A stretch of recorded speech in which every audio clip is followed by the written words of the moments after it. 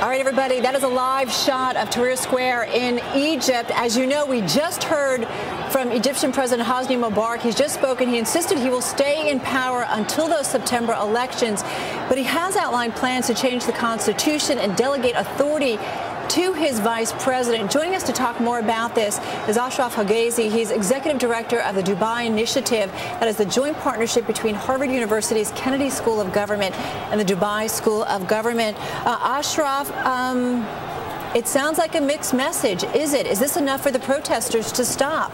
And should they, if so? It didn't even sound like a mixed message, to be honest. It sounded like exactly what we've been hearing from him all along. I heard essentially nothing new from his speech.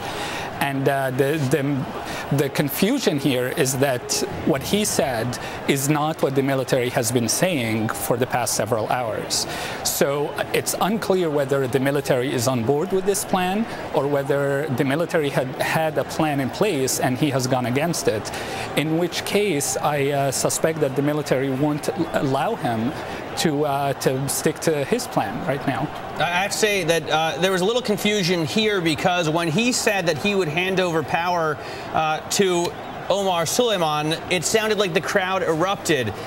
It sounded like cheers. Apparently, they were continuing to chant what they have been for the last couple of weeks, and that's just leave, leave, leave. They want him to go. What can the protesters do at this point? I mean, last week, the protest was billed as a march to the palace. I'm not sure if they ever made it there. Isn't it dangerous for Mubarak to continue to stay in power when this many people who are clearly angry and full of energy want him out? It's very dangerous. They didn't make it to the palace last week, but all along, the past couple of days, they have been calling for a 20 million person march tomorrow, Friday. And I think that's why the military tried to end the stalemate today before that happens.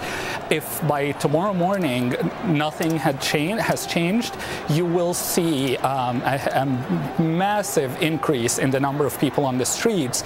And that creates a really volatile situation because if things start getting out of hand, security forces may start firing on people, and then the military becomes caught in the middle. On the one hand, they've committed to not fire on people, and I don't think they will.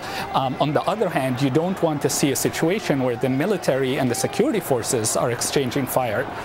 And that's why I think there might be some major action by the military between now and tomorrow morning. I mean, Ashraf, do you really think Hosni Mubarak would go against the military at this point? Could he even afford to do something like that? Rationally, no, he can't afford to do it. But it doesn't sound from his speech that he is hearing what's going on. And, so I would question his state of mind at this point and whether he's really taking a rational look at the situation around him and making decisions that are in the best interest of the country or even in his own best interest. You know, it's difficult through a translator to understand colloquialisms that may or may not exist, but what should we take from the statement, "I will not leave Egypt alive.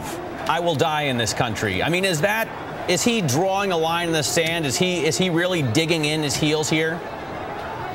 Yeah, he's digging in his heels, and that might also be a message to the senior military officers, basically saying, I'm not going to cooperate with you, you're going to have to remove me by force.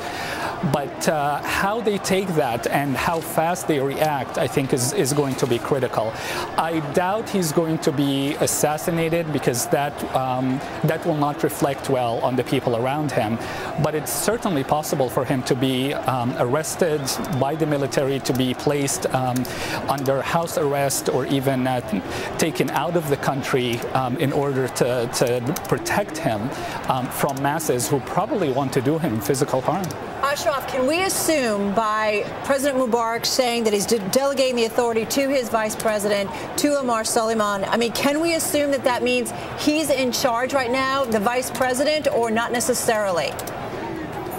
I don't think we can assume that. He said he will delegate some of his powers to Vice President Suleiman, but A, he didn't say what those powers are, and B, he kept referring to himself as part of the transition process. I mean, so he clearly intends to stay involved and potentially continue running the transition process. I mean, that was what was striking, I think, to Matt and myself, is that he kept saying it's really not about me, it's not about me, and yet he did bring it back to himself. So it really does sound like he hasn't removed himself from his position, has he? No, he hasn't. He hasn't accepted that it's over. He hasn't thought about what other steps he can take besides staying in power.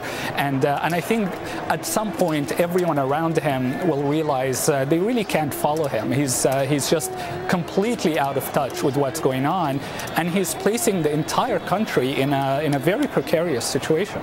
Hey, there were reports, Ashraf, that he told President Obama, "You don't understand Egyptian culture. There will be chaos if I leave." And of course, he's said this publicly many times. What would be the result of a military coup? I mean, if the military leadership said, "You don't want to leave Egypt alive, we'll make that easy for you," do you think there would be serious repercussions? I think if the military takes over, people in the streets will accept that. So I think the military can maintain the stability of the country, especially if they immediately announce a unity transitional government. And that government can include people from the regime, can include most of the cabinet, for example, to remain in place, and then include some of the opposition leadership in the top leadership of the country, and that way you can maintain the stability and you can agree with what the people are demanding. So if that's done, it can be handled in a way that doesn't lead to chaos at all.